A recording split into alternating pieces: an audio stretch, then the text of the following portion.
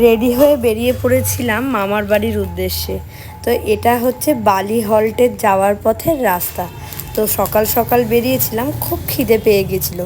তো চট করে এই দোকানটা দেখতে পেয়ে বসে পড়লাম আমরা সবাই মিলে। তো দিয়ে দিল বেশ সুন্দর পাতলা পাতলা ঘুগনি আর একদম পাতলা করে তোমার পরোটা। তার পাশের দোকানেই ছিল বড় বড় ক্র্যাব। দেখো, আমার তো দেখে মনে হচ্ছে ওখানেই বেশ কেউ একটু রান্না করে দেয়, আমি খেয়ে নিই। কিন্তু যাচ্ছিলাম মামার বাড়ি, তাই কিনতে পারলাম না। তো বিভিন্ন সাইজের যেরকম ক্র্যাব ছিল, বিভিন্ন দামও ছিল। তো এই দাদার দোকান আছে বালি হল্টে, তার পাশেই ছিল দাদার চশমার দোকান। তো সেখানেও একটু ভিডিও করলাম। চলে এলাম বালি হল্টের ওপরে, ওয়েট করছিলাম গাড়ির জন্য। অবশেষে গাড়ি আমাদের চলে আসলো।